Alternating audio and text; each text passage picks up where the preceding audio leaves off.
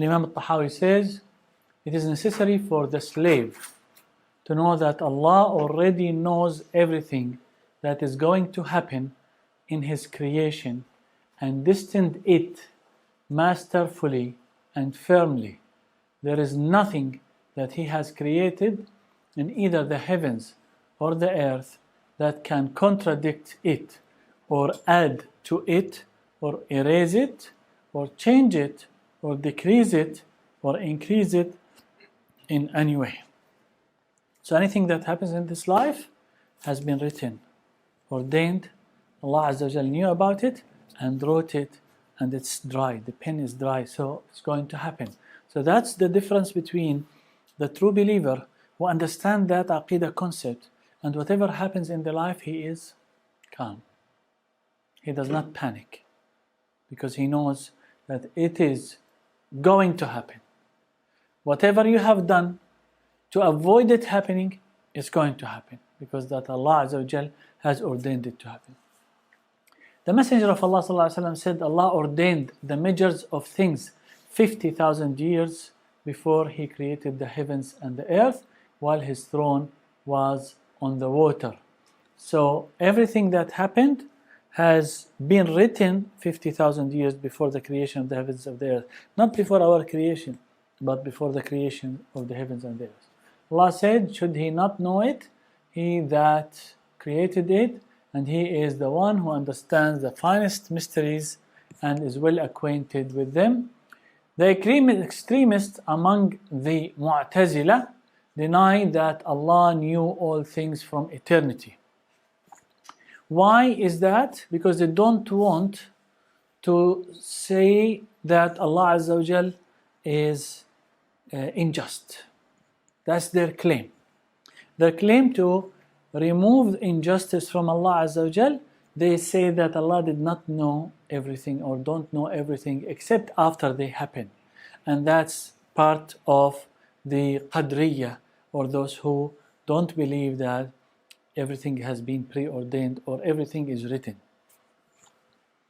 They say that Allah does not know of the actions of a human until he does it, and that to remove what they claim that it is injustice from Allah Azza wa Jal.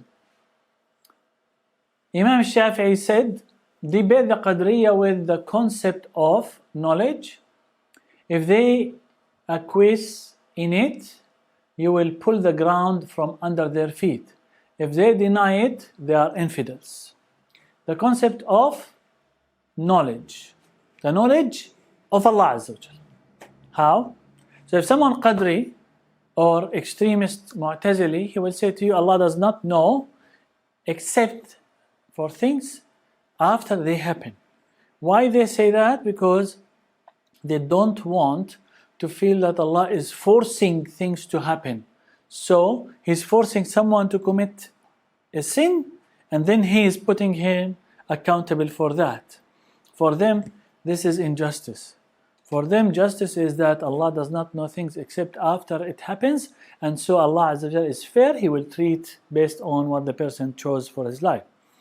What you can argue with these people or debate with these people is, okay, so is Allah's knowledge absolute or Allah lacks knowledge? So everyone will say Allah's knowledge is absolute. So does Allah's knowledge involve only knowing what is happening now or what will happen in the future? If they say what is happening now only, not what will happen in the future, meaning that Allah lacks knowledge. And so they are claiming that Allah Azza wa Jal has a lack of one of His attributes, which is Allah is high above all of that. So this is how you debate the Qadriyyah or the Mu'tazila about the point of Al-Qadr. Allah now knows that someone has the ability to do something and that he will do it. He furthermore rewards him when he does that act. He knows too that B can do it but will not do it. So he will punish him for not doing it. For example, prayer. Or for example, a good deed or an obligation that Allah Azza wa Jal ordained on us. Allah knows that I have the ability and I will do it. Then Allah Azza wa Jal will reward me for doing it. He knew that I'm going to do it. But He knew about someone else that he has the ability but he will not do it. So He will punish him for that. But Allah punishes him because he does not do the things that he actually has the ability to do. Allah knows that in advance. And that's the difference in the preordained things. That Allah does not force, but Allah with His knowledge knows what's going to happen. He does not force, but nothing can happen without His will. So He has to will for that thing to happen in order for it to happen, and create that act for that act to happen. So it's all within the knowledge and will and power of Allah Azza wa Jal. It is never the case that an act occurs which Allah knew would not happen. It's never the case. Anything that Allah knew will happen. But it's not that Allah knew that this happened and it did not happen. Then Allah lacks knowledge, and Allah is high above that. Allah's knowledge is absolute. On the contrary, if it happens, Allah knew beforehand that it would happen. If it does not happen, Allah knew beforehand that it would not happen. They say that Allah knows what happened, what will happen, what did not happen, if it happens, how it will happen. Did you get that, Shamil? So Allah knows what happened, what will happen, what will not happen, if it happens, how it will happen. So, علم ما كان وما سيكون وما لم يكن لو كان كيف يكون. What did not happen, if it happened, how it will happen.